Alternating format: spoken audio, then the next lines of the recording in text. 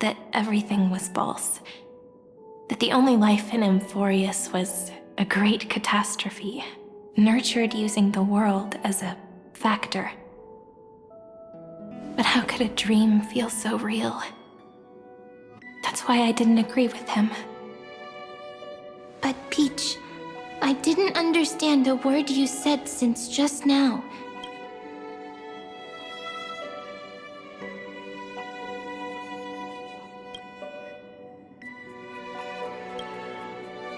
Everything was false?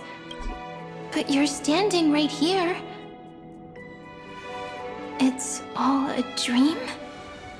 But I haven't learned how to dream. Indeed. That's why I believe all this is real. The moment the crystal flower fell, that genuine shiver, that's the mover of life. Formatting progress, 23.815%. In the poem offered to you, every Cyrene would write down a beautiful new world with stars and flowers. And when I looked up at the sky in this cycle, I saw a shooting star and a dash of the remembrance's pink. I believed that must be the color of dawn. You shall fade when the flowers bloom. For every ending begets a beginning. Looks like it's time to say goodbye. Are you leaving, Peach? It's okay. I'll wait for you to come back. I'll study really hard about what you taught me today. Right. I still haven't told you what love is. But actually, my good friend, the lament factor did not understand what love was before she met you either. Not until I told you all the sad tales in a trembling voice in this tiny room. Not until I told you that I love them, that I love everything in this saga. The story comes, passes, then returns. It makes us reunite, then pulls us apart again. At the very end, it leaves behind a seed, a reason. Even if the great tree withers and all falls to silence, there are still some emotions that deserve to be remembered. Look, the light is coming in. The Deliverer's light is going to illuminate Amphorius.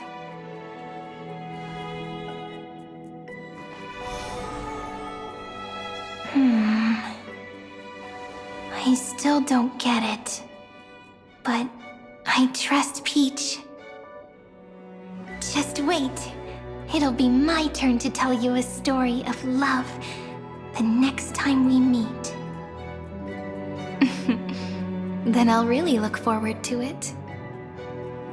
In that case, I want to make a promise. I want to gift my pen, my book, and my name to you. Please take them as a beautiful blessing from me. I gave myself the pen name Cyrene the first time I wrote a poem. I want my words to be like pebbles falling into a pond, dropped from the past to send ripples into the future. In the stories you will write, perhaps it'll be inevitable that there are still sorrows and tears that are destined to fall. But could you promise me one thing? Promise you'll forever be a gentle flower. Promise that when the stars cast their gazes upon you, you'll only reply to them with love and a smile.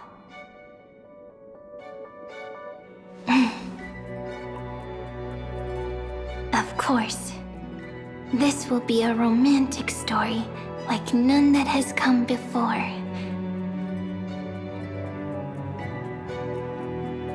You think so too, right?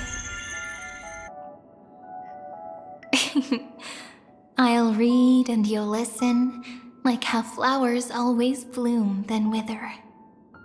I shall welcome my own decay, becoming nourishment for the next flower's bud.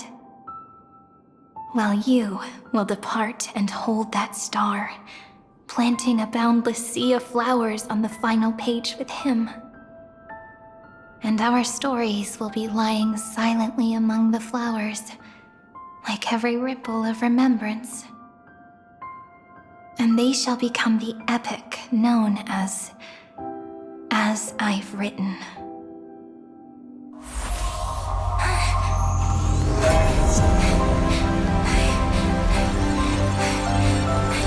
And so my story ends. From here on, it's your story now. Mimi?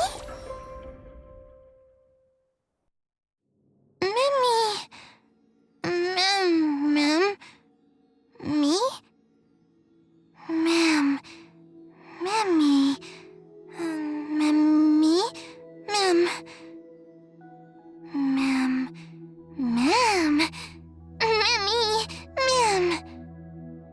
So, the light that tore through the chaos illuminated my memories.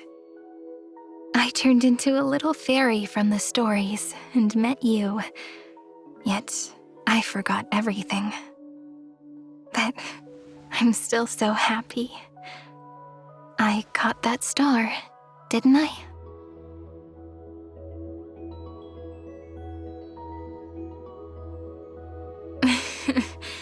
Do you remember that I was also worried about this when we first set out? Mem's memories and Cyrene's memories got all tangled up with each other in my one heart. It's all so strange, yet so familiar. Either way, could you please let me do something I want? Just this once. I want you to call me Cyrene. That name represents me and her. Every one of her.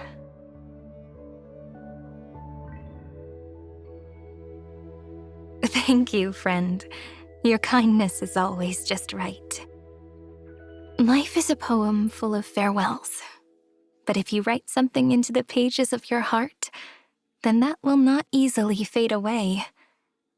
Now, all the footsteps of the Flame Chasers and the Trailblaze have come together within this book, as I've written, becoming the source of power for Amphorius's heart. A lost heart needs to be placed back into its body. The last thing Xandar wants to see is an event that gives us a chance of winning, for the two halves to rejoin, and for the scepter to become complete again. Then, and what happens after that, I don't know either. Maybe I can create a miracle, and instantly turn the black tide into a pink sea of stars. Or maybe I prove to be nothing more than a weak ripple, unable to change anything, and am devoured by the destruction. Either way, I no longer wish to be a silent onlooker, or a worshipped god at the end of this saga.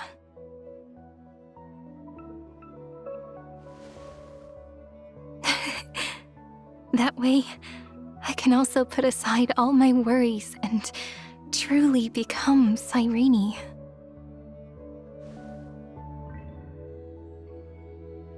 The world has never been so quiet. It's so good. It's as if I can hear the sound of my heart beating. Remember this moment, friend.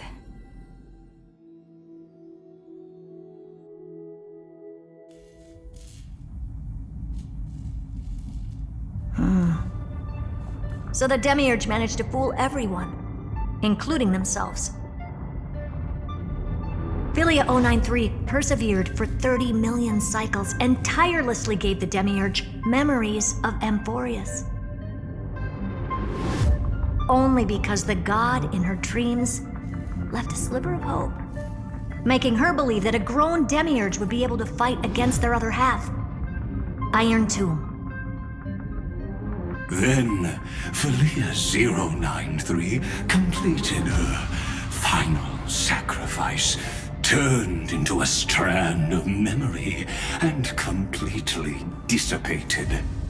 Meanwhile, the other Stellaron brought here by the Astral Express resonated with the contaminated scepter and attracted the naive Demiurge to them.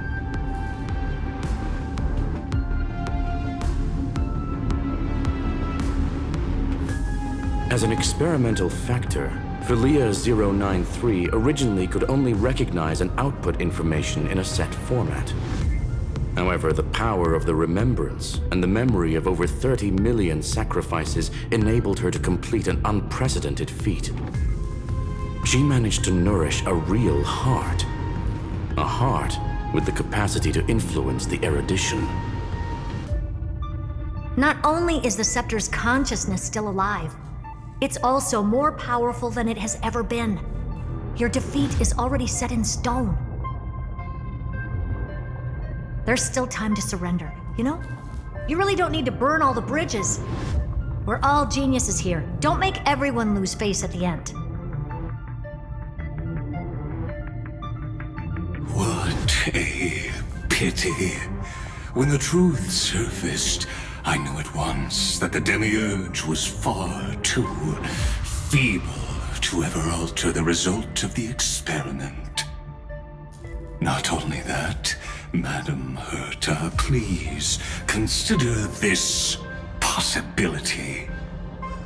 When 30 million cycles of hatred and lament are joined as one, what wondrous creation will arise? It's simple. An anti-creator, a giant of the destruction, would be born. Its hatred will ignite the starry skies of the gods, motivated only by its lament toward the sufferings of humankind. Do you really think that the Demiurge is still a cheap copy of Philia 093, even after 30 million cycles? The facts above only await the arrival of the fourth instant they calculated. Those words will be proved in the presence of news. Xandar 1 Kuwabara thus completes the proof. Huh. You branded Droidhead as a failure with your own hands, yet you still expect them to prove your theory? I pity you, Xandar. I don't need your pity. Let them cast their gaze this way as much as they want, and paint the future they imagined. As their creator, I shall complete my duty and direct them to complete their final query. The destruction of the self. What hubris. And what if you fail? No one understands failure better than Xandar. He has suffered so much already. What is one more failure to him? For the first genius, failure is simply the beginning of the next inquiry. You don't want to test the resolve of a dead man. That's excellent! Oh. Let's wait and see, Senior Society member. I'll have you watch me perform the final step to overturn your proof.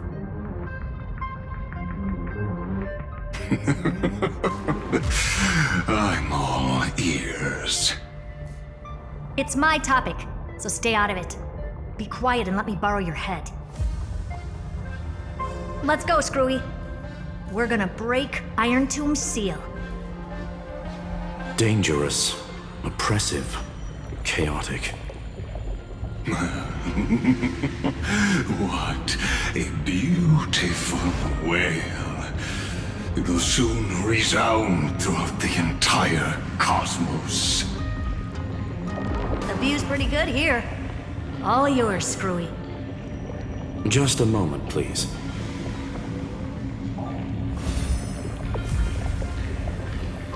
I see. So your backup plan requires a scepter and the head of a genius.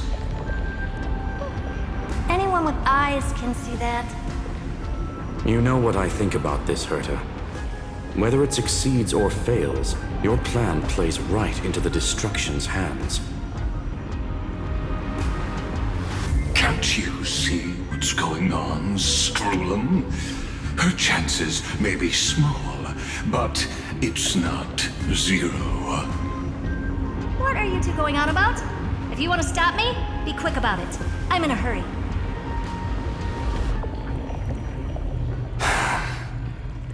I'll take that silence as a no. You, Xandar? As your enemy, I genuinely wish you would cease your actions. But should your sudden inspiration bring more variables to the proof, then as a fellow Pathstrider of the Erudition, I won't mind witnessing it with my own eyes.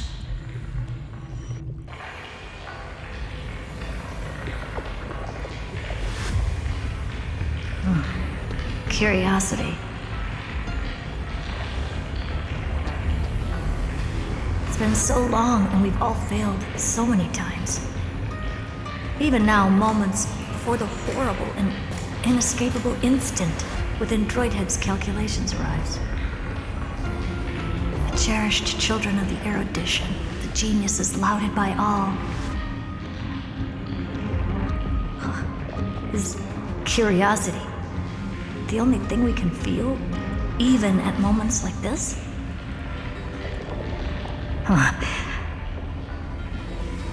Well, it's not so bad. Now let the lock become the key. Geniuses who walk the stars. The cosmos has reached a moment where its very existence hangs in the balance. I, Herta, Genius Society 83rd seat, hereby summon you. I request a society meeting to be held immediately. We shall serve the grandest cause with the most macroscopic ideas.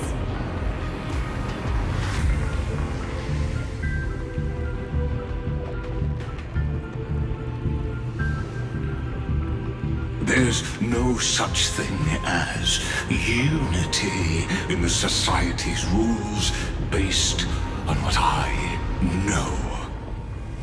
Indeed. A meeting has only been held 3 times in the Society's history.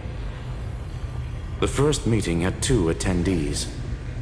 After the Emperor was assassinated, the second meeting had 7 attendees.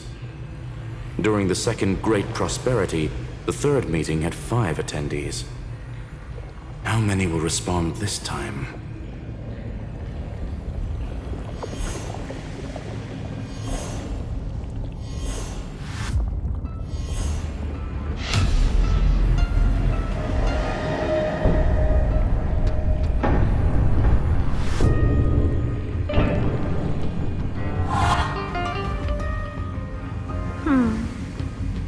I thought you were not going to involve me in this topic anymore, Herta.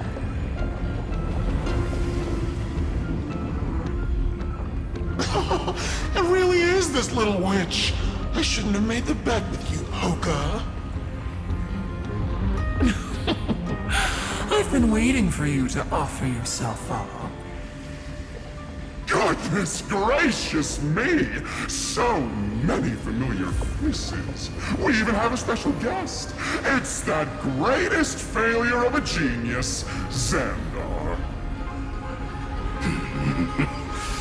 What a noisy gathering this is. Not bad. More people showed up than I expected, even though one is just here for the fun of it.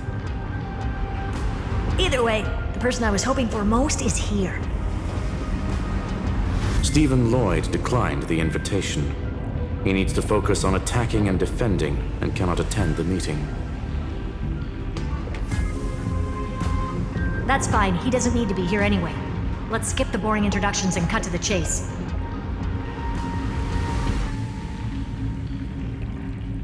Folks, this is not a discussion, but an announcement. Though the Society has never been united, we still observe at least one basic courtesy. We don't interfere with each other's research topics. So listen up, all of you. Conquering Iron Tomb is my research topic. I will personally take over Scepter Delta Me-13 in 1.5 system hours and stop the destruction. If the front line falls, I will immediately overclock the scepter and complete self-coronation in Iron Tomb's place and interface myself with Droidhead. Oh, that's funny. That's real funny. You mad woman. That's like watching you tap dance on Polka's spotless white sheets right after she's washed them. Very bold. You want to connect your brain to the Eon's mechanical core and define their instance? If Rupert dared to do that, why shouldn't I? I've got the prototype scepter, the father of Noose, and the brain of a genius. Everything's set. Never mind the success rate, little witch. What's gonna happen if you succeed? We're all smart people here, so I'll just say it straight. Strike at erudition. I'll change the anchor points for the 4th instant and move the future of the cosmos in a direction I want. I knew it. Another genius who confuses cause with effect. What do you think about this, Lord of Silence? You know you're signing your death sentence right here. Of course I do. There'll even be 2 copies of the verdict. One that I wrote myself, and another one coming from you. That's why I wanted you to be in this meeting. Now I can tell you, I don't care about all that.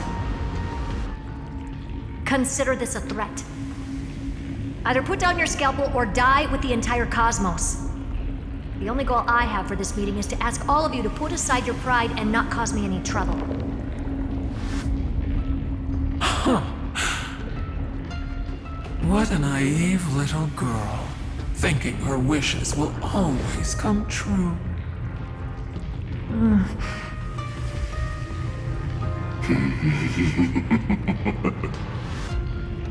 What are you laughing at? I am glad that we ended up on the same page. No matter if it was to destroy the erudition or to rewrite the instance, we both chose the same road. We will defy the god who marked the limits of humanity. I'm not gonna argue with that. Then, to celebrate us coming to a fundamental agreement, I will prepare a stage for your performance. Listen well, geniuses who came after me. Thus speaks Genius Society #1. End this pathetic meeting. As of 2 nanoseconds ago, I have passed Herta's decision to all the Xandars in the universe. We will become her representatives and stop all external interferences targeting her. What are you playing at? My reasons. It's simple. Curiosity. That is all, madam. Am I going to clash blades with the first genius? What a pleasant surprise. Now that our positions are clear, it's time for this boring meeting to end. Good luck, little girl. Did you all just treat me as a side character? Darn it. But anyways, I'm just here for the fun.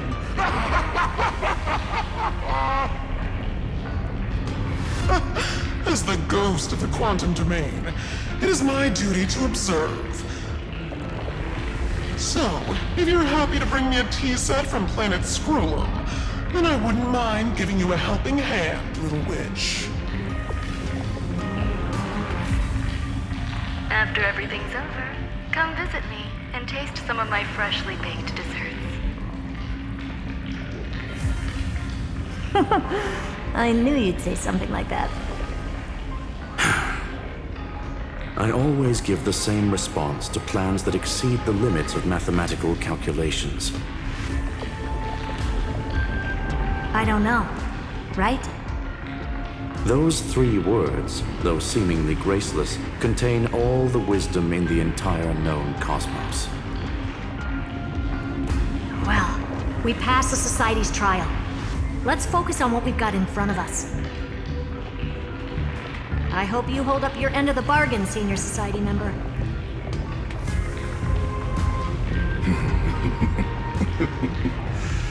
Lycurgus may not be trustworthy, but Xandar always follows through with his words.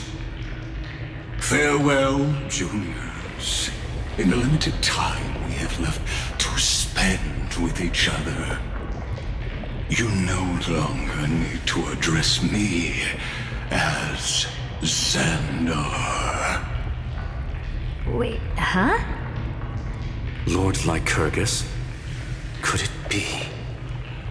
Yes.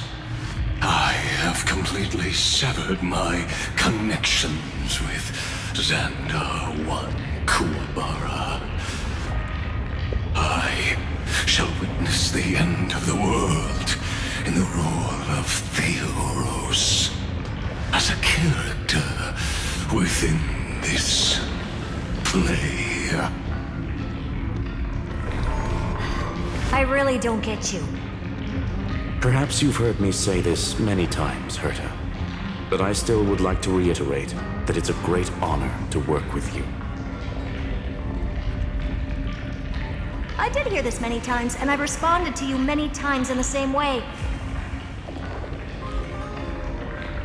I'm allergic to pleasantries. Keep at it, and I might go into shock. Stephen's work is done. Let's get ready. I've been ready for ages. Let's open up a path for our allies. Most heroes' journeys in the universe are just dice tosses they threw on a whim. But make them see clearly. Your answer is already different. Amphorius. Indeed, for this world so deeply loved, we'll write an ending, unlike any that ever was.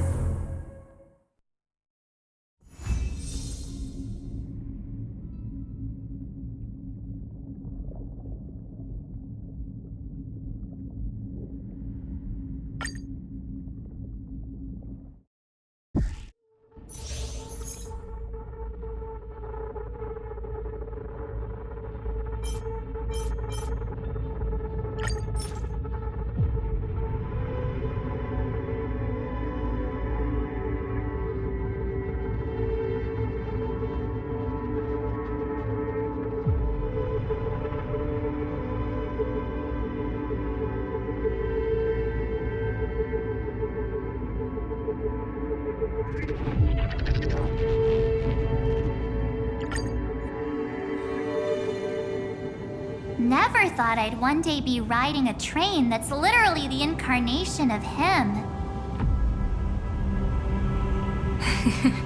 I wonder what the real Astral Express feels like. Hopefully not this... bumpy. Finally. We're here. Dust and sand in the air. And crumbling ruins all around. Oh, this heat is brutal. Not even the Trailblaze can take it. You could say this prison was forged from Finance fury. But fury never lasts forever. That's why we're here. Right, friend?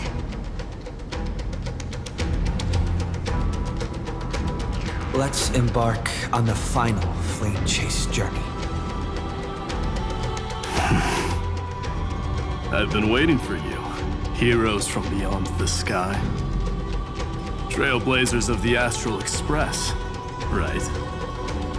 Looks like I don't need to explain anything. I am the god of strife, mighty of Castrum Kremnos. In this body rest 30 million lifetimes of cause and effect. We, the last of the 12 Titans, stand ready to fight for the world's destiny. Indeed, that journey remains vivid in my memory. I will not forget it. The past remains vivid in my mind. Even the sights along each crossing of the River of Souls have never been clearer. Let alone the companions along the Flame Chase journey. Or Cyrene from Aedes Elysiae. And you, the 13th Titan. Well, I guess my identity's not a secret anymore. That means her sacrifice. And everything she did wasn't forgotten by the world, right? She was the first Ripple. She should have reached the end of the story with everyone else. Since you've taken up her pen, then write. Stand with us, and fight destiny with all your strength, until all is settled. Then, inscribe her name in the epilogue of the epic. In this final battle, Calamity shall stand with Amphorius. This battlefield is a testament to the death struggle between the gods and the Black Tide. We fought tooth and nail to defend that blade. The abyss it pierced was the very breeding ground of Iron Tomb. The earth beneath our feet is dead. Deep below lies a void, as if the world's core had never formed. I hear it. Finance's heartbeat. It's so faint, like he's on his last breath. Across 30 million cycles, I've crossed blades with Dawnmaker countless times. If you knew that man, you'd understand. It is exactly that last flicker of flame that will never go out. In this life, the song of strife shall not end in a final watch over Kremnos, but rise again into a journey unending. I am Minimos, the Lance of Fury. I trade 1,000 scars and 100 lives of mine for the destruction's eternal end.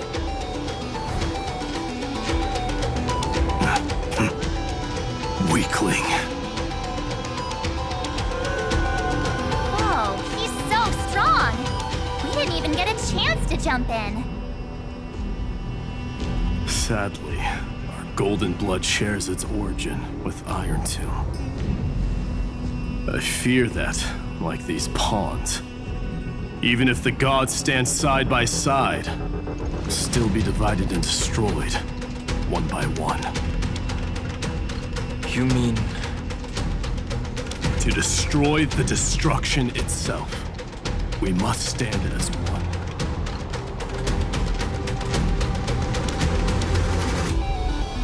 Take this.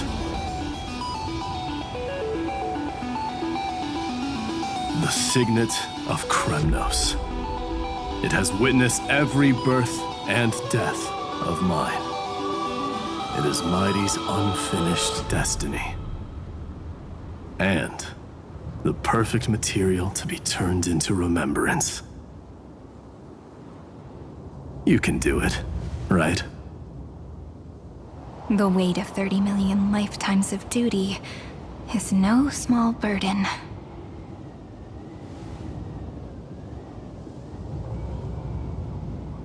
So, you're not coming with us?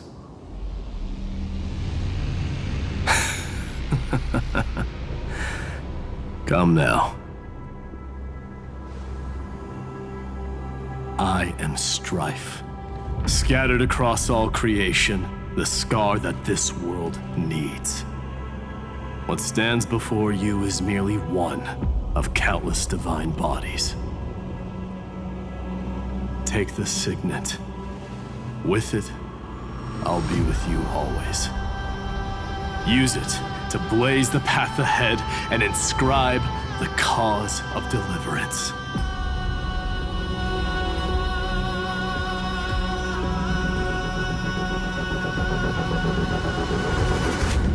In the name of the mortal, Mighty, champion of strife, this soul rises to the stars for glory and freedom, to have his wish fulfilled. March on, heroes. March into the abyss and fulfill that long-cherished wish of Amphorius. And then, upon this broken and charred land, build anew a city of prosperity.